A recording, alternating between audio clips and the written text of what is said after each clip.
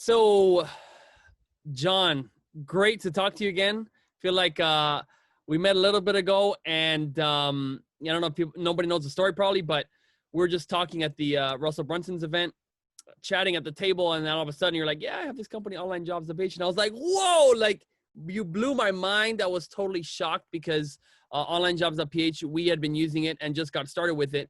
And fast forward from then, I think we had maybe 2 people in the Philippines on staff to now we have around 20, if not more. I just haven't done the head count.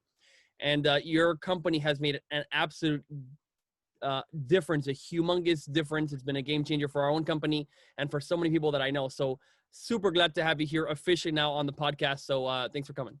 Yeah. Hey, thanks for having me. I'm excited. Good deal. Good deal. So man, I know that one of the things that you pride yourself, or I know that you talk about, and when we met, you mentioned is like the amount of hours you work kind of in the week, right? I'm not, I kind of am not built that way. I love to work as much as possible. And that's kind of, I don't know, that's me, right? But I know a lot of people are not that way, or maybe want to work less time. So could you just go into, like, obviously you do have this humongous business with probably, is it over 1 million people? Definitely 1 million people have gone through there, right? Philippines, and maybe even active right now, like online. There's over 1 million profiles, and frankly, a lot of them are active. And we've had, I don't even know now, hundreds of thousands of employers go through it. So that is amazing. So now you've literally brought opportunity for jobs to millions at this point. Yeah. And how many hours a week are you working? What does your day look like? Just to give a framework of, like, before we go into the interview and all the amazing business things you've accomplished, like, what does your day look like? So I love what I do for work too. I just like to ride my bike more. Okay. You know, like I love my work. Yeah, it's great. My business is amazing, but I love to go skiing in the mountains more. Mm-hmm. You know, so I built my life around, like, I want to do the things that I love with my wife and with my kids, and my business is secondary, and I love it, but it's still secondary. Mm-hmm. So it's 12 o'clock. It's noon. And I just came to work at 11:45 just to get on this interview. Oh, wow. Well, I appreciate it. So this morning I got up and I made breakfast for my kids, and I made their school lunches, and then I read my scriptures and I did some yoga and I lifted weights and I spent some time with my wife, and then it was 11:45. And so I'll work for a couple hours, and then my kids will come home at about 3 o'clock and I'm done, and I'll go for a bike ride with them. So, and that's like, I've worked about 17 hours a week for, like, I don't know, since 2008 or so. And it's, I think it's important, like, not just, okay, so I work 17 hours a week. Sometimes I work 10 hours a week. Sometimes I work 20. If I get 20 hours a week in, I'm like, I'm pretty happy, because my lifestyle doesn't allow that very much now. But I think it's important what I do at work and what I don't do at work that people need to know. So obviously I have a team of people in the Philippines. I think I have 36 people full-time in the Philippines that work for me now. That's great. And what I don't do at work is I don't touch WordPress. I don't touch Amazon. I don't touch email. I don't touch customer support. I never, ever touch those things. The only thing I do at work is I think. And I think, and a lot of my thinking is just saying no, like, no, we're not going to do that. No, we're not going to pursue that opportunity. Sorry, no, I don't agree with you. No. So could you define what opportunity came in recently that you're like, never mind, I'm not going to touch that? So like my team will say, hey, let's, I think we ought to build this feature in Online Jobs. No, sorry, that's not, it doesn't, and so it's interesting because they come at it from an employer's perspective, from an employee's perspective, and I have the opposite perspective with OnlineJobs.ph. But all the time, every week I get an email that says, hey, dude, you should build this for South Africa, for Mexico, for Thailand, for whatever. No, I'm not going to do that. I get that there's more money to be made, but I get that there's also more hours to be worked, and that's not. So on the other side of it, what I do the one thing that I do is think. So someone comes, we have a problem in the business, we need to solve that problem. I'm the one who thinks through it generally and comes up with a solution. And then I give instructions to other people to go and solve that problem. They're the ones who are going to go do the implementation. And generally I don't care how they do the implementation. Sometimes I do, but generally I don't. And this is like an exec team, or like the people you've put in charge. You have directors or managers or people like that? No? No, I mean, I work directly with the programmers. I do have, like, I have someone that manages social media, and she has a couple people that work for her. I have someone else that manages customer support, and he has 6 or 8, I don't know how many people that work doing that. But like, I work with our video editor, and I work with our designer, and because that's all I do. Manager. I mean, the projects come from you. There's no. Yeah, the projects come from me. You are the director, the executive director, the CEO or whatnot. You right. direct, but there's no intermediary. You don't have some exec structure in place. You just go, it's you and then the guys directly. Right. Right. And I think that's important. I mean, I think that's important for me in my business right now. Obviously, I don't think that's right for everybody. But I've seen a lot of stuff where it's like, oh, let's go this direction with this thing. Like, sorry, I've been doing this for 15 years. That's not right, you know? And sometimes we'll do it and it's like, oh yeah, that failed, sorry. Like, and it happens. That happens. Yeah, right. All the time. I mean, for the most successful people. Now, and what I find really interesting is that, you know, in your business model, I from just my opinion, the reason you're able to do that is because your model is so simple and it scales. Like, it does one thing and it can do it to 30 people or 30 million. And essentially the function doesn't change, right?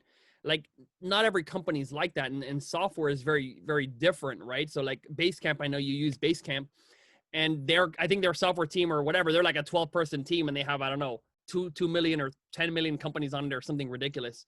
And they're a super small team because it's software, right?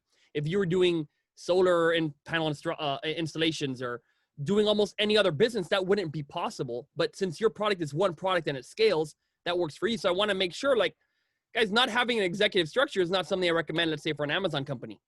It's like software. So we'll get into how it gets into, let's say, Amazon and hiring and using the platform. But I just want to give that caveat where, like, not having an exec structure, in my company, it wouldn't work, you know? Yeah. No, that's why I said, like, this works for me and for us right now. In a lot of places it doesn't work. Yeah. Okay.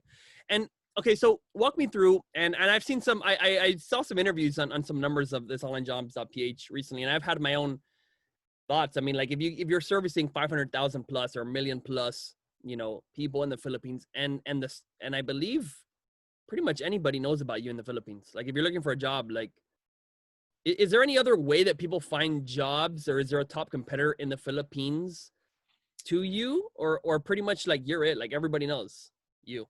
So not everybody knows, but it's getting to that point now. I mean, so I will say there's 100 million people in the Philippines. Okay. So it's a big company or big country. That's like a third of the U.S. right there. Yeah. So it's like, people think it's like small. It's 100 million. Yeah. And we have just over 1 million profiles. So we're not there yet. Upwork would be a direct competitor. Like, probably more people there know about Upwork than us, but it's getting pretty close at this point. Okay. So and I'll just highlight this, and I'm going to tell people, like, we love OnlineJobs.ph because the philosophy you used to make it, which was you don't want to manage the employee-employer relationship, right? And your story was like, you were hired a person in the Philippines, an agency charged you $750, and they were paying the employee $250, right? So they're only getting a third of the payment. And so what's happening is they're almost taking advantage of that sort of corporate greed idea. And even then, like, look, if they may have worked a lot to get that to happen, but your efficiency is so much better. So you can just charge that one fee and have us work it out. And so, you know, we're not paying any different now to you than we were, let's say, earlier when we were just hiring one person or two people. Like, sometimes we would put the subscription on and then turn it off. Now we just have it on because we're always hiring, right? And so, but it's a fantastic model. And Upwork and these places, it is a nightmare to manage people just one-on-one and say like, give me your fee, whatever, $6 fee, $6 an hour, and then the person's getting $2 an hour or whatever. So It's terrible. here's the problem with that. When you know there's an inefficiency in it and that inefficiency is large, there's a mental burden that comes with that. And that's so for on you, the employer, that you don't think about this, but you go hire someone at Upwork and it's nice and cool and you're just paying them hourly, but you still know there's an inefficiency there that you could do better. Mm-hmm. And that creates a mental burden, and that detracts from your ability to think well at work. I mean, As the employer, you're saying? yeah, as the employer. As the worker does the same thing. Like, The they worker's word. know, Oh my God, if they're getting half of the pay. yeah, they know the fees that are coming out of it. At Upwork or at an agency or whatever it is, it's not the worst situation, right? Like it's better than not having someone working for you, or it's better than not having a job. Yes, absolutely. But the situation that we created, we did it on purpose. Like, I don't need to take a cut of their salary. You don't want me to take a cut of the salary. No. They don't want me to take a cut of the salary. I don't want it. I want someone to work directly for me, and I want to pay them, and I want them to get what they get. And we've taken that so far as to find more efficient payment methods, because PayPal sucks. Mm-hmm. Like, you pay with PayPal and they're losing 7%. And when they're only making $600 a month, dang, like, that's a lot of money. That's a couple meals, you know? Yeah. And so that's why we sought out and created Easy Pay, where we could better control the fees that were being taken from them, you know? So that's brilliant. Yeah, anyway, so we created what we wanted. So I want to say, so in Easy Pay, just since you brought it up, I think we tried to use it, and I couldn't understand if it was like a layer on Payoneer or if it was something. And right now we're over on TransferWise. We're using TransferWise to pay our Filipino team. We were on PayPal, and I think we tried to implement it, and I guess we didn't get too far. So maybe if you can give a tip, or maybe again, TransferWise might be literally exactly the same in terms of, we just found it easier to implement. Could you maybe give me a tip? Like, did I miss something, or does it matter? So EasyPay should be pretty simple to use. It is a layer on top of Payoneer, because in order to send money, you have to have money transfer licenses in every single state and different in every country, and it's stupidly expensive. Payoneer had that and would let us integrate. TransferWise wouldn't let us integrate. TransferWise I think it's fine. I think it's good. It's fine. Like, you're not doing worse, I don't think. So. Okay, good. And just to mention, so, and it is really nice to not have to pay those fees or the employees. Again, we're getting a ridiculous sort of deal to hire people who, again, I know I read your book, The Outsourcing Lever, which, talks about the Filipinos, like the culture, the loyalty, everything. And they really want to get everything right. And the book is amazing. I highly recommend anybody to read it. And you're already getting a deal, so you should cover the fees. And we do cover the fees. And we just pay our guys through TransferWise. And it's like, don't try to keep cutting. Like, we love to give as much as we like to get, right? And typically I found that people, they appreciate that. And so here's something. This is interesting. It's interesting that you say that, because when a lot of people get started, they're very hesitant. Like, oh man, this is $450 instead of $500. Mm-hmm. Like, oh, I'm doing $450. Or like they'll negotiate with someone. Oh, you're asking for $800. Well, I want to pay you $400. Like, well, sorry, that's not going to work. Or whatever it is at the beginning, there's always some hesitancy. Mm-hmm. As soon as you hire someone and realize, oh my gosh, this person's like thankful for their job, and they're really trying to work hard, and they really want my business to succeed. Like, they're offering me suggestions, and they're not just a robot. And then you start to find that hesitancy goes away, and you start to find that I love these people. Mm-hmm. Like, they're important to me. And I think that's when I want to take care of you comes in. Like, I want to pay you more. I want to take care of the fees. I want to pay your health benefits. I want to pay your Social Security, stuff like that. That it's not, because people are like, oh, I don't want to do that. I don't do that. And that's fine to start off. It changes as you get to know these people. Yes, I agree with that. And they are people, and that's important, because a lot of people feel like they're robots. Like, they're robots on the other side of the world. If they don't work out, just get rid of them. And once you start to realize, no, these are humans, and they're amazing, and you start to, your love for them grows, and that's when it starts to change. Yes, that's beautiful. And I wanna go over in terms of the success of the platform. Could you go over the trajectory, right? Like how long until it kind of became a thing? And I saw in an interview like kind of when you broke your first million kind of yearly on the platform, and then can you go over to like what that is now? I mean, I'm extremely curious if you're open about those numbers. I would love to know like this year, what does that look like as well? So I ignored we launched Online Jobs in 2009, and I ignored it for 5 years. Mm-hmm. And because I was doing well doing other stuff. And one day I looked at it and was like, holy crap, like this is really big. Mm-hmm. I should spend some time on it because it's really crappy too. And so it was probably 2013, 14 that I started to really focus on it. And I realized online jobs for a lot of years grew at 50% per year, whether I worked on it or not, Mm-hmm. whether I did anything or it didn't matter what I did. It grew 50% per year. And a couple of years ago that tapered off. And at some point you get to numbers where like 50% per year is really hard to sustain anymore. Yep.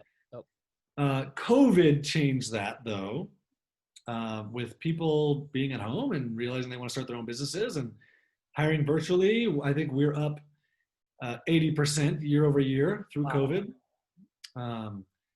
And so like the trajectory is still really high. There's still a lot of people that have no clue. The no clue that you could hire someone in the Philippines for $500-600 a month. And full-time amazing work. people. Amazing. And really, really talented people who are loyal and honest and hardworking, and they speak American English, and you'll never have a communication problem with them. And they'll work for you for as long as you'll have. I mean, the first guy that I ever hired still works for me. That was in 2005 when I hired him. He still works for me today. Yeah, it's a different story than what people have experienced in India, and people don't realize that until they try it. Mm-hmm, mm-hmm. So there's still a lot of room for us to there's still a lot of upward growth. Yes, for sure. Yeah, 1 million to 100 million. Maybe there's 10 million that are looking for jobs. I don't know, Yeah, right? Right. Okay, and then so what does that look like this year? What do you think you guys are going to do in revenue? I don't know. I don't ever look at numbers. I don't. Oh, okay. My business partner, would know that probably pretty well, but I don't. Okay. I have no idea. Okay, fine. It'll be good though. It's good. Our margins are. I don't know. It's up there though. I mean, you're doing quite well. I'm living well. And I saw an interview which was, I believe, last January, and I think in the interview you had mentioned that you guys are going to do 4 or 5 million that year. I don't know if that was a correct interview or what I read, but is that right? Okay? And that's about revenue, right? And then I'm assuming your costs are, your margins are, let's say, over 50% in terms of earnings. Yes, which is fantastic. I mean, hey, that's yeah, it's good. Okay, good. And what's crazy is this, right? And this is a business mentality that I think not a lot of people have, and people like yourself that are really genuinely wanting to help people have good jobs, have good pay. And in your book, you talk so much about, listen, stop trying to gyp these guys. Like, pay them well, treat them well. Like, try to not have them on graveyard shifts. Try to like honor their Filipino traditions. Like, do all these things you talk about in your book. And on top of that, your service is so much cheaper per hire than Upwork, these places, by maybe a factor of 1,000, right? Rather than pay every single month hundreds of dollars per person, that might be $1 that you're getting for that person, right? Yeah. Because it's $80 a month or whatever it is. So in terms of the vision that you said, hey, this is going to be absolutely fantastic, and you're giving, it seems like you're really giving, and you are, such a great deal on hiring the people. But you would think like, oh, Upwork's going to make so much more money, or like, well, you're losing all this money, but actually you've become a millionaire, right? Self-made millionaire easily many times over by giving an amazing service. So, I mean, I just want to say like, damn, that's really well done. That's fantastic, because, when you do a good thing and you get rewarded for it, because it's not that you're not getting paid. It's that the percentage is low and your reach is so wide. Yeah. Yeah, and that's one of the things that we like. Upwork is going to make way more money than we are. they also raised, I don't know, 50 million in capital or something, and we didn't raise it. You know, we built this ourselves. Mm-hmm. Um, but in the end, customers only flow one direction. Mm-hmm. Both employers and workers only flow one direction. Once they find online job, they never go back to Upwork. Mm-hmm. And that's not true that they never go back to Upwork, but their default. Yeah, exactly. For hiring staff, for hiring your team. The default, people realize, oh yeah, why would I go and hire staff at Upwork when I can hire at Online Jobs and get you're getting the same worker. It's the same work. It's the same person, and you're not paying Upwork's fees, and you're not dealing with Upwork garbage. And then the other side of it is like people. Here's what people don't realize, and I think Upwork is causing businesses to fail because here's what you don't realize when you go to use Upwork. Upwork is based around the premise of 100% turnover in your business.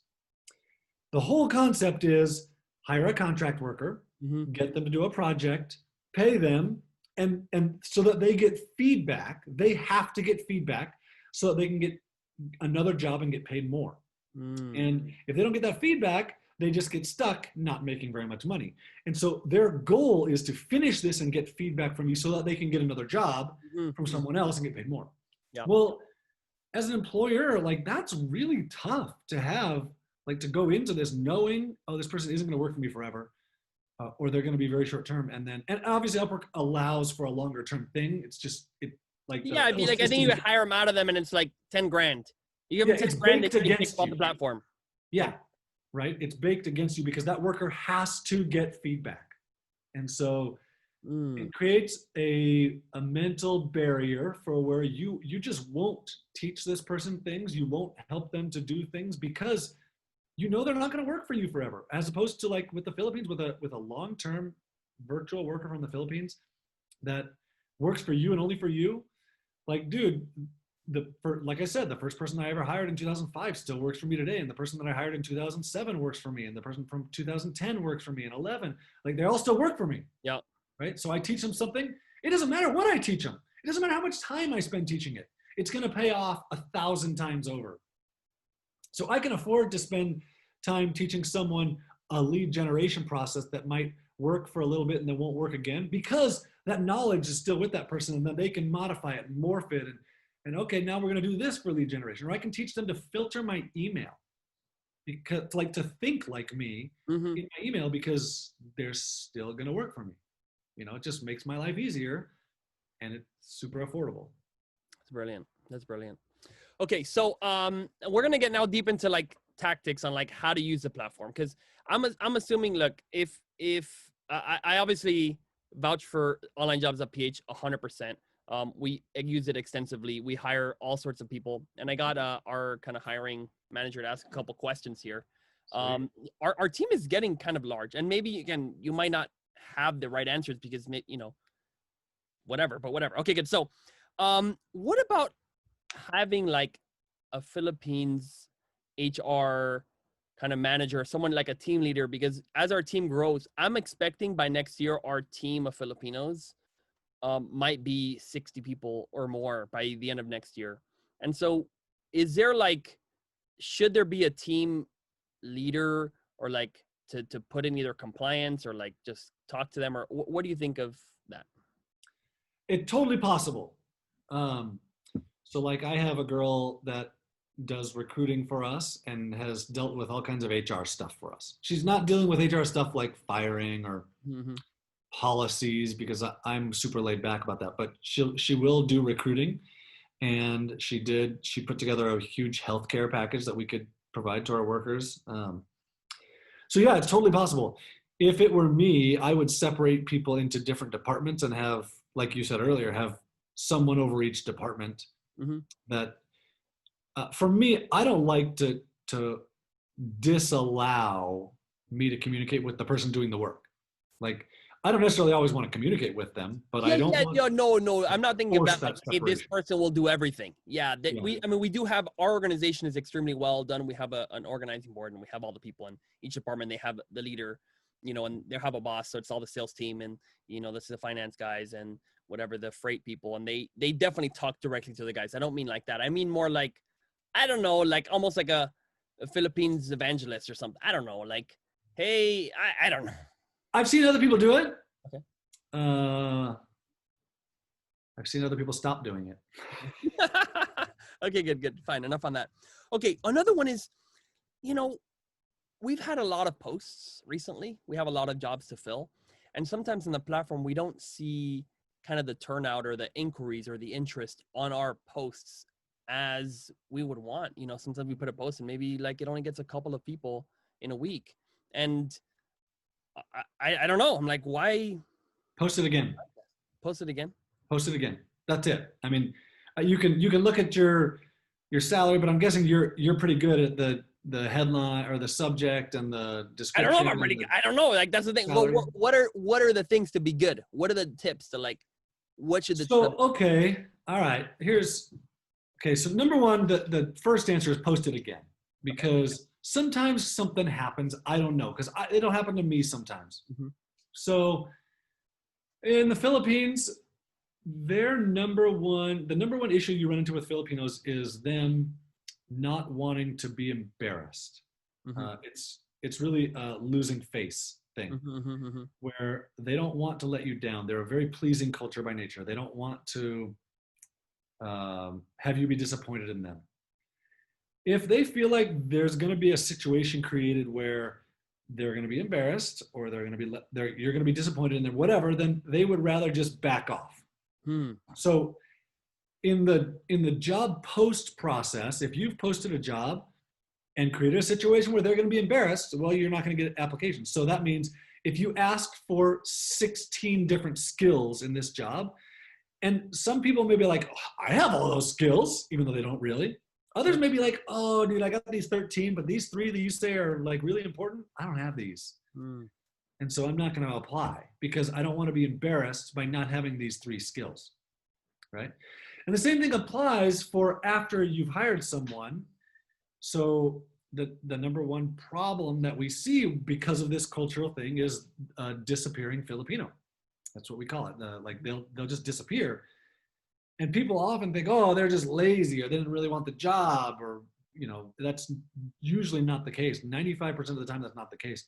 The problem is they're worried that they're going to be embarrassed, or that you're going to be disappointed in them because they didn't understand something you asked them to do. They don't like something that you've asked them to do. They don't like to do it. Mentally, it doesn't work with them, or they don't understand something that you, like instructions that you have given. So when you create that situation, it's the same thing, and they will just back off. Like they'll not say anything, they'll disappear. So that's a good insight. So the requirement. So can you go into more like this being embarrassed deal? I mean, I don't know if that's the case here in the U.S. I think people just apply like crazy here. They don't care. They just apply for anything. Anybody will hire me. It's not the case here. Yeah. Like we don't have this feeling of I'm going to be. I mean, we feel that, but it's a different feeling there, where like we will take steps to solve the problem. They won't, typically. Not everybody, but this is a cultural thing. They would rather just walk away. So give me an example in the job post, right? So just to get more people interested, or maybe even the right people interested, because I guess we just don't want 1,000 applications. We kind of want someone that fits the role, of course. So one that you mentioned is don't put like a bajillion skills, kind of keep it down to the ones that are required. So someone's not overwhelmed. Yeah, you're looking for one specific skill and 2 secondary skills. So limit that. And what else do you see in, let's say, the postings that might dissuade someone from wanting to apply? You're required to work on my time zone. You're required to be here at this hour from this time to this time. A lot of these people, they start off coming to online jobs as a second job because they're looking for more income. Their current job sucks, and so it's a second job. And you're like, oh, you have to be online from 9 a.m. Pacific to 5 p.m. Pacific. Well, like that, I gotta be asleep during some of that time, so I can't apply for this job. When the reality is that most people don't need someone online during their hours. You might think you do initially, but then you find out, oh, I don't really need this. So that's something that'll prevent it. Requiring a bunch of every day you have to be online for roll call at this time or something like that. Will be If you another. put that in the post, right? You're like, hey, you're gonna do Put this this. in your job post, yeah. Just generally asking too much in a post is like it's gonna turn people away. So too many skills, too many requirements, too difficult of things to fulfill. Usually that's. And so let's say difficult. Let's go into that. So let's say we go, okay, reply back, and there's a lot of job tactics, right? So like reply back and put your first name and your last name and the city that you're in. Let's say, I don't know, some sort of like making sure they read that and would reply it, right? I mean, I wouldn't consider that like a very skillful requirement. Like if something that we like an idea, like if they can't read and follow instructions on a job post, then what would make them read and respond or do the job correctly? That's Isn't why you do requiring it. some sort of skill like important? Because then you have to know that they're also skillful in their job. That's why you do it in the job post. I'll say, when you reply to this, include the keyword gopher in your subject line, or something like that. Because like if you can't, if you don't read the whole job post, I don't want you. Right. You're not following instructions. You're saying you do that. I do that. Yes. Yeah. Yeah. You need someone who follows instructions. If you got to follow instructions, yeah, like in the interview process. Sorry. Yeah. Sorry. For sure. No, that's fine. I'm with you on that. Okay. Because typically the problem people have. So you're saying every once in a while you get a job that doesn't get very many responses. I'm saying just post it again, right? Yeah. The bigger problem is, oh my gosh, I got 150 applications. What the heck do I do with 150 applications? I can't go through 150 applications. So instead of getting 150 applications, you take steps to eliminate people up front. And the subject line thing will eliminate half the people up front. Yeah, for sure. And we've seen that. We've definitely seen that. Okay, good. And then what do you think is so we have, let's say our team meetings, right? Let's say our weekly team meetings, right? And we have everybody, US, Venezuela, Philippines, everybody comes together. And, is there any sort of team building, or like, how do we get everybody to like work well, or like, do we do, is there any tips you might have for like team building amongst the entire world? No. Okay. I went to the Philippines in 2010 Uh-huh. and met my team at that time. Obviously that was 10 years ago, and it was amazing, but I haven't been back since. Mm-hmm. We've talked about doing some team building things, but I'm a homebody, and that prevents me from going back. That's the only thing I would say. Like if you can go to the Philippines and meet your team, it's amazing. It's an amazing experience. Otherwise, I don't know what to tell you. Okay, good. But not sort of absolutely required or anything like that. And I mean, again, people ask me, can you start on Amazon without going to China? I'm like, of course you can. Like, definitely, of course. You just order and it comes in. So, Right. In case anybody was wondering, you do not have to go to the Philippines to hire from the Philippines. Right. Okay, good. And then I know people ask you this all the time, but okay, we'll probably ask more offline. But I have a huge team of people in Venezuela. I love Venezuela. I'm from Venezuela. So I know you don't want to add hours to your week. We'll talk more offline, but I really think that with your influence and what you've been able to achieve and the difference it's made in each of these people's lives is so massive that to some degree, if you could do it exactly in the same hours you have a responsibility by having the assets, the, weight, the ability to literally impact not just maybe one other country, but several others, and do it in maybe a different avenue and have partnerships. But you are sitting on I don't want to say a gold mine. I want to say a gold mine of help, a gold mine of difference that you can make, not just in the employees, in the employers. And again, I'm from Venezuela. It's a crazy place. Go ahead. So I'll give you a reason why. So one of the big reasons Online Jobs has been so successful is because of content. Mm-hmm. Because uh, I can tell such a good story of working with these people, and it's so easy because the culture there makes it so easy. Mm, I haven't had that experience elsewhere, and mm, I can't tell that story elsewhere. mm, mm-hmm. Um, I can't. I mean, with the I've tried other places, not a ton Oh, you because I have. found the Okay, so Philippines a long when time was the ago. last But attempt? When was your last attempt? oh yeah, like 2004. Okay. Okay, Yeah, that's a long time ago. because it's been so dang good in the Philippines. Why would I try somewhere else? Yeah, yeah, Just yeah. just to put in the effort, like it just doesn't make sense.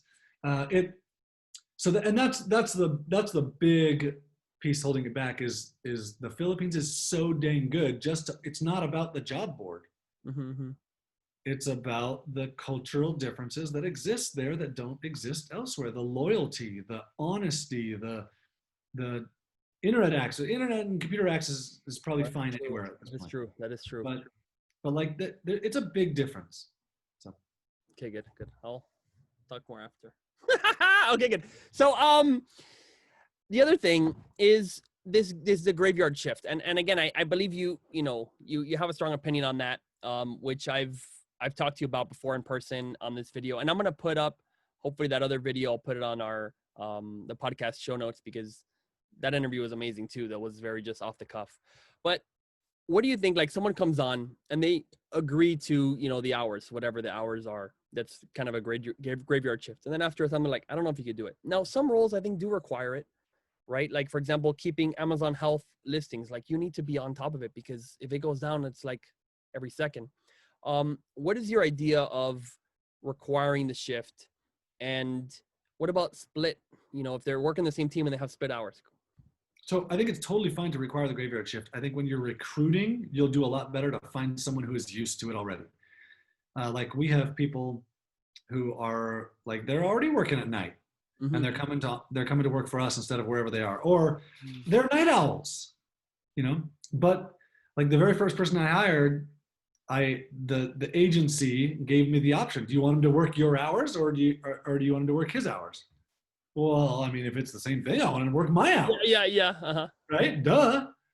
And a few weeks in, he came to me and said, "Sir, this is really, really hard. It's hurting my family. It's hard Mm-hmm. to work the graveyard shift." It's like, "Oh, well, I don't need you to work the graveyard shift. I don't care." Like, "Oh, that would be amazing, right?" So, and that's my only thing. Like, so we have tried to, rather than say like, I want someone on from 11 p.m. to 7 a.m. as your shift, Mm-hmm. we've tried to do like 4 p.m. to midnight or like 6 to 2 and then like 2 to 8 or whatever it is, so like we've tried to stagger it or make shorter shifts in the evening or whatever so that we have less of that.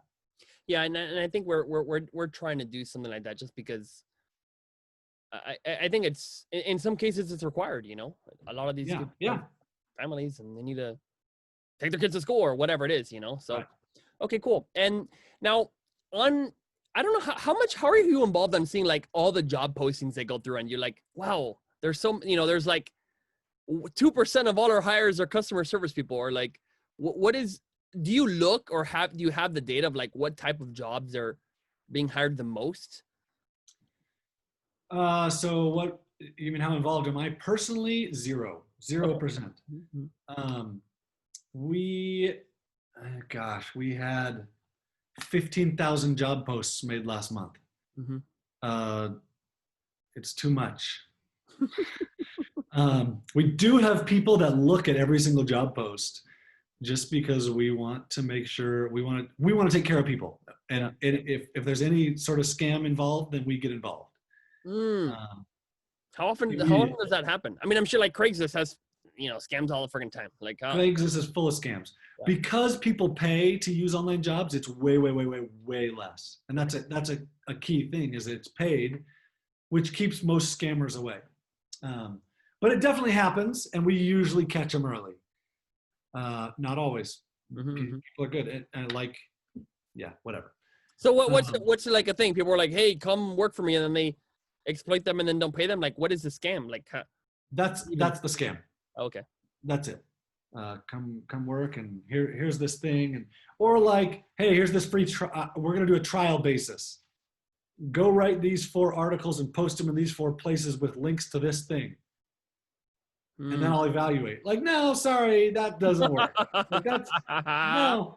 So Sneaky. we immediately kick those people off the platform. Okay. Um, Just find a blog, make a blog post, link to my site, and right, we'll see if we'll hire you. And the job. right, right. God. So one of the most in-demand job posts, Mhm. customer support is super common. A general virtual assistant is super common. E-commerce VAs are super common. Social media is super common. Um,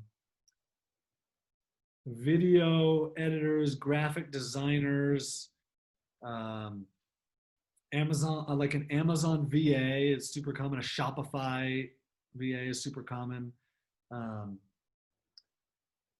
mean, we have, as far as employers go, we have employers across the board. Every type of employer you can imagine is on online jobs, from like e-commerce, online e-commerce people to brick and mortar e-commerce, to realtors, doctors, Google, They just want. attorneys. So what? A realtor wants like someone to just process leads or Yeah, something, or yeah, or to generate leads or whatever, or attorneys want someone to yeah, generate leads, or to do paralegal work. I know an attorney who hired a paralegal in the Philippines, or investment banking firm hired an investment banking analyst in the Philippines. um, or like Uber is posting jobs, or Google, or I mean, it's, you know, the full spectrum. Mhm. Like, I'm totally new at running a business, I don't know what I'm doing, but I want to hire a VA, Yep. to like you, who has 20 people, right? Yeah. That's amazing. And so what do you, when you see what you've created, like what are your thoughts? I mean, this thing, like, So and go ahead. it's super cool. Like, it's super fulfilling because I get emails almost every day from employers or workers saying, thank you so much, I got a job from Online Jobs, and it's been amazing for 4 years now. Or employers who say, this is my 3rd time coming back and hiring someone, thank you so much, this is amazing, it's changed my life, right? Mhm. I mean, this is every single day I get this. So like, I feel that one of your questions that's coming is like, what's next for Online Jobs, or what's your, are you going to sell this or whatever? Like, I have no incentive to sell this because it's so stinking fulfilling. Mhm. Um, and I like it, and I don't work that much, and we're changing lives, like doing good in the world, which is Yes. so cool, you know? No, that's brilliant. I agree with that. Okay, and then so let's see the tips. So in terms of um programmers, right? I guess I haven't had a good experience maybe hiring programmers. But I think I was looking for a really funny language. I messaged you a while ago. Mhm. People who write in Go, which is like it's not super common language. Right. Um, all your developers are from Philippines? You have developers? The site Yeah. was the site itself built in the Philippines? That's Yeah. great. That's pretty good. Built and designed, and yeah, like yes, all of it. Nice. I don't. When we started Online Jobs, I graduated college in computer science. I'm a Okay. programmer. Oh, nice. I haven't touched code in I mean, I've never worked on code for Online Jobs, and we started in 2008. Started building it in 2008. The programmer who built it also designed it, did the design work.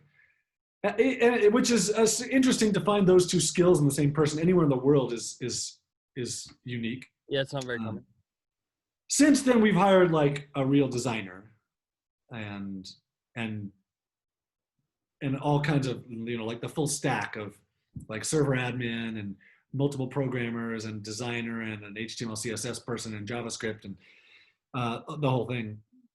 But yeah, like, you can find some really, really talented programmers in the Philippines. People don't realize that. They always think, oh, you can only find them in Bulgaria Mm-hmm. Yeah, or yeah. whatever. No, dude.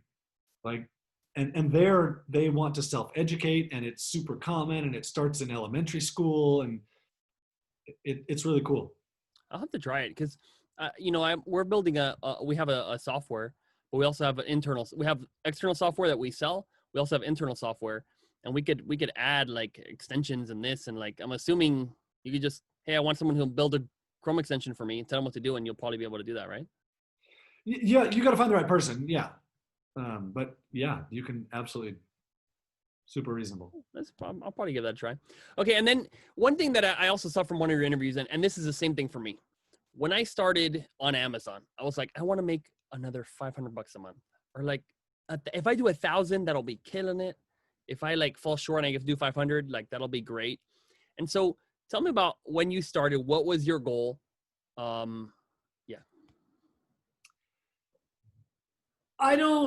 When I started, I had a job and I didn't really have a goal. I mean, this was 2003, right? So, but what I do remember is the first day when I made like $1.50 in a day, and was like, wow, this is well before online jobs. Yeah. I made $1.50 today. And that's not a lot of money, but it was automated, and that's amazing. And then I made like $4. And I remember when I made $20 in a day, and I remember when I made $50 in a day, and then I remember when I made $500 in a day. And I remember this. I remember dancing around the living room with my wife. I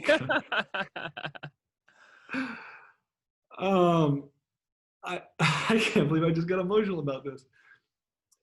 I remember dancing around the living room with my wife because we were making so much money, and it was not real. Like it was all online, and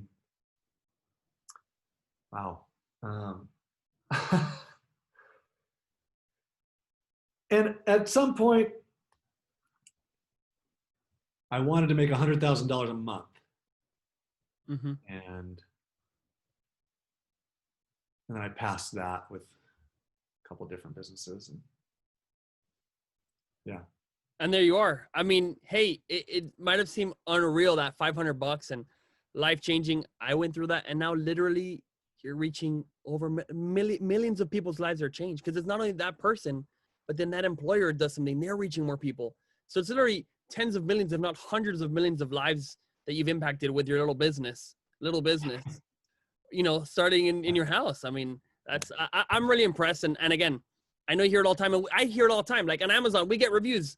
It changed my life and this, and it's funny because you go like, how could this change your, I mean, I said my business and yours is kind of different, but I go like, how could this change the person's life that much? You're like, this, whatever, spatula is like a game changer or whatever. Like, I lost 100 pounds because I'm using this, whatever, and like people say these things, and it's almost like commonplace now, but it's amazing that you went back to that time of right when you started. And I just want to have that be a message to everybody that build something, work on it. We have so much more potential than we thought. When I started, I was like, whatever that little bit that I was going for turns into something that you have no idea. You just put there like, I'm going to make something that's going to be good, and shit, you never know where you're going to end up. And I wish we could emphasize that more. Like, I have a neighbor across the street from me, super good friend of mine. And he probably won't hear this. But he's selling some stuff on Amazon, and he did it really well the first time, and he's working on his second product. And I'm just like, dude, go do this 100 more times. Like, you found something that's working. Now go do it 100 times and hurry up with it. Like, get on with it. Like, it's not, dang. Like, I think the worst part of our culture is health insurance. Health insurance. You know why? Oh, we can't do that. What about benefits? How many times have I had this conversation? Oh, what about benefits? What the freak are you talking about? Benefits? You want to know about benefits? I'm about to go ride my bike in the middle of the day. Yeah. How about that for a benefit? How about I didn't go to work till 11:45 today? How do you put health insurance? How do you make health insurance stop you from doing this when that's the other side of it. You know, Mm-hmm. oh, well, you got to have a job, get health insurance. Are you freaking kidding me? Oh You god. know, like it's the worst part of our culture. Mm-hmm. I agree, and even I mean, there's even another piece, and maybe people you've talked to maybe didn't think about this, but listen, once you make like a couple $1,000,000, you can pay for absolutely almost any doctor on the entire planet to do any sort of thing you want, buy any food that you want, any vitamins, any medicine, anything, right? When you make enough, you don't have to have that dangling carrot, let's say, of the health insurance. It's funny, I feel quite strongly about this health insurance because it, like you said, it's like this, come work for me or come do this thing, when it's like, you know, a lot of very good doctors you can pay with cash. If you achieve financial freedom, financial wealth, you can take care of yourself. And the problem is a lot of guys don't even go that far or think it through of like, if I have this insurance, like, anyway, I might get a little, I'm going to touch on a topic that's a little bit interesting, but a buddy of mine, his whole family had insurance. Okay. We played together, computer games, and he ended up getting on 9 different psychiatric drugs. Okay. And that was covered by health insurance. Okay. Next thing you know, and I know it's going to get a little dark here, but let me just tell you, next thing you know, the psychiatrist convinced his mom that he needed electric shock because the 9 drugs weren't working. And then the guy this is all health insurance covered. Okay. After 6 months convincing mom, and then the kid, my buddy Giovanni, he got in, he agreed to it, signed the papers, got in. He saw the machine and the big guys in these suits, and he's like, I don't want to do it. They forced him on. He got electric shock for like 7-8 days straight. He went out of there. 3 weeks later, he shot himself in the head. That's covered by health insurance. This is covered by health insurance. And you go, no, that is not health insurance. That is money insurance. The health insurance is going to be doctors, chiropractors, naturopaths that are not covered by health insurance that are going to help you be healthy. Sorry. So I know I got off a tangent there, but I just had to go there because you brought up the health insurance. Yeah. I think it prevents entrepreneurship, and it prevents people who can do it. You can do this. You can start a business. You can make your business work. You can make an Amazon business work. You can make your Shopify business work. You can sell stuff online and make money. Dude, my 17-year-old son, you met him, when he was 11, started a business selling stuff on Amazon. Wow. He's now 17. He's still selling that same stuff on Amazon, but he's also selling other stuff locally, and he'll probably make $40,000 this year. Ridiculous. Selling stuff locally, and his sister's going to make a bunch of money doing it because she works for him, and a bunch of neighbor kids work for him, and they're making a bunch of money.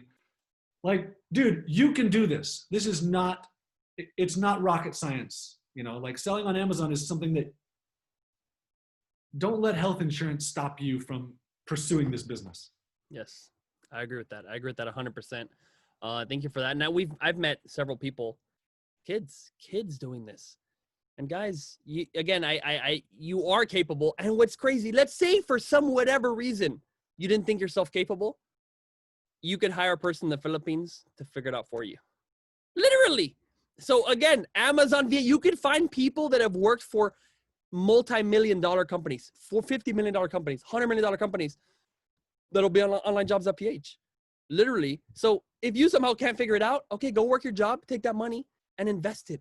You need to invest in your team, invest in yourself, invest in learning. Just hire a person, talk to them, and build it. So I'm with you 100%. And yeah.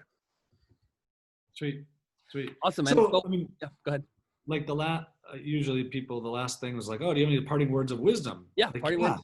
Let's do it. The potential downside to going and trying to hire a VA in the Philippines is like you lose a couple $100 and a couple hours. The potential upside is my life. Like I work 17 hours a week. I spend a lot of time with my family. I do whatever the heck I want. I go golf. I ride my bike. I go ski in the mountains.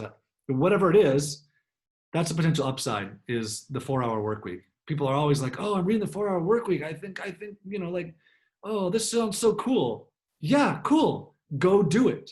Because it's doable. But you have to go hire someone. You got to try it. Like you don't know if this will work for you until you try it. So that's the like the potential downside is so low. The potential upside is so high. The risk level is so low. So I agree. So guys, if you haven't already used OnlineJobs.ph, go there right now, sign up, hire somebody. Period. If you're selling anything, if you're even selling like $10 a day on Amazon, you should be hiring somebody to help you work it out. You cannot be a single person yeah, managing the whole thing. So I've hired on Indeed here in the US. I've hired all sorts of places. I have a team of maybe 15 people in Venezuela. I love hiring Venezuela, my country. I love hiring here in the US. I live here. I also love hiring in the Philippines because you'll get amazing the English again. And we didn't talk about it so much on this thing, but it's in your book, covered extremely well, the Outsourcing Lever. But their English is amazing. One of our guys did an internship in California for like a year or two. His English is as good as my English. yeah. You'll find amazing people for great rates. You'll do, just do everybody a favor. Go there right now. If you haven't done it, you absolutely have to. John, thank you again for coming on. We really appreciate you being here and building this. I mean, crap, it's amazing. It's quite a legacy. So I'm so glad that I met you and was able to do this. This is amazing. Yeah, thanks, man. It's been good. Awesome. Okay, see ya.